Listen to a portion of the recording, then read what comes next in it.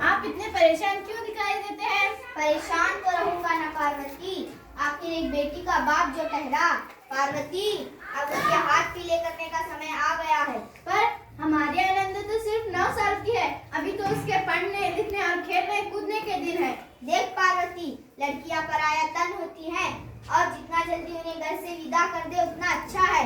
कल से आनंदी की पढ़ाई लिखाई बंद। पर बापू, इसमें मेरी क्या गलती है? आप मुझे पढ़ाई लिखाई करने क्यों नहीं देते? तेरी गलती है कि तू एक लड़की है, लड़का होती तो क्या बापू, लड़का होती तो क्या? ऐ लड़की, ज्यादा जबान ना चला, नहीं तो हलक से जुबान खींचकर बाहर निकाल दूंगा। पर बापू, मुझे पढ़ लिख कर कुछ बनना है, मेरी पढ़ाई ना रोको बापू। आनंदी, तुझे पढ़ना है तो पढ़, लेकिन सारी उम्र बाप की छाती पर बोझ बनकर ना बैठ। पर बापू, अभी तो मेरी उम्र पढ़ाई लिखाई की है, मुझे पढ़ लिख कर डॉक्टर बनना है। पढ़ाई पढ़ाई पढ़ाई, आज तो तेरी किताबों का काम तमाम करके ही छोड़ूंगा। नहीं नहीं, मत फाड़ो बापू, मत फाड़ो। नहीं बापू, मत फाड़ो। ये ले, हट छोरी।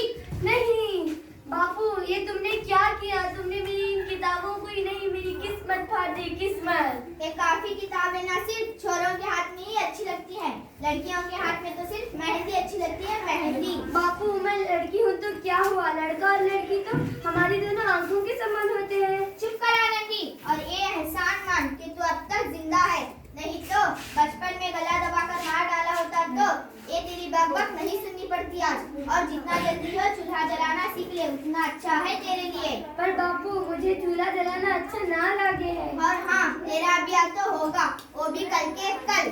अपना जीवन तुम्हारे इसी कहानी, आंचल में है दूध और आंखों में है पानी। मुझे माफ कर दे बेटी, मुझे माफ कर दे, तेरे बापू के जिद के आगे मेरी एक न चलेगी। माफ कर दे बेटी, मुझे माफ कर दे।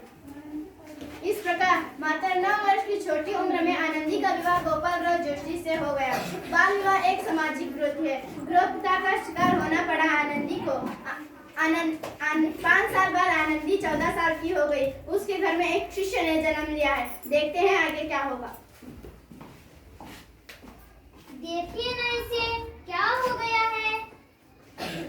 इसका तो माथा अंगार की तरह तप रहा है, इसे तो बहुत तेज बुखार है। आप भी ना खुद भी बोलते हैं। दीजिए मुझे।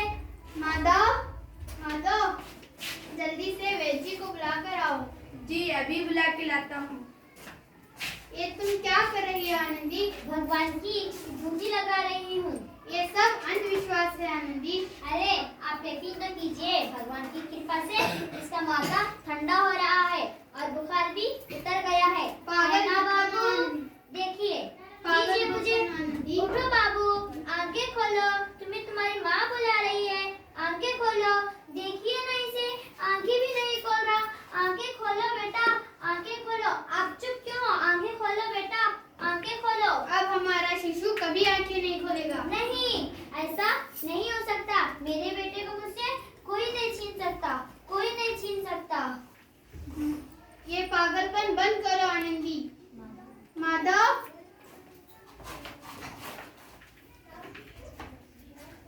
आनंदी, ये क्या कर रही हो? पागल मत बना आनंदी। भगवान ने मेरा बच्चा छीन लिया। भगवान ने नहीं, तुम्हारा अंधविश्वास ने छीना है तुम्हारा बच्चा।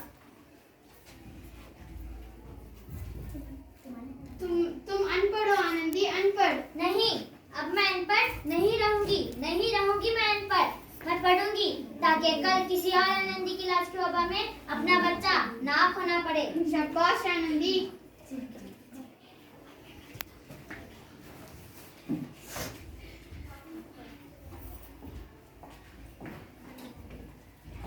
ये लो आनंदी, तुम्हारा 12वीं का रिजल्ट आ गया है। तुम पूरे कॉलेज में अव्वल नंबर पर आई हो।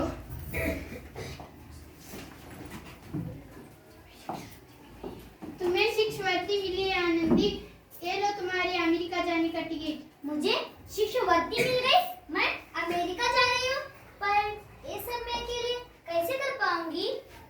अपने आप को इतना कमजोर मत समझो आनंदी। तुम इतना पढ़ लिख कर क्या फायदा? तुम अभी गवार की। गवार नहीं हूँ मैं, अब गवार।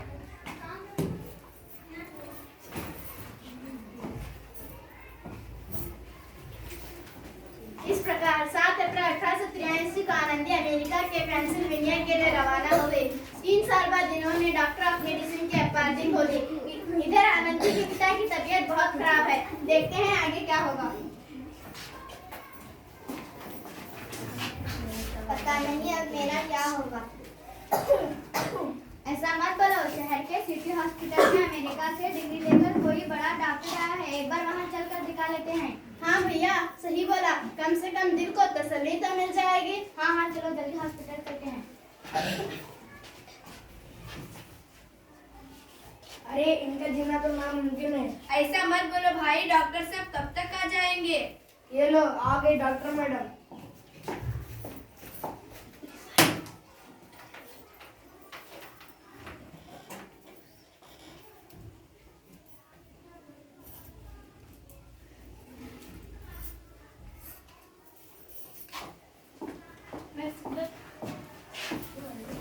मौत के मुंह से बताया है आपको डॉक्टर मैडम ने।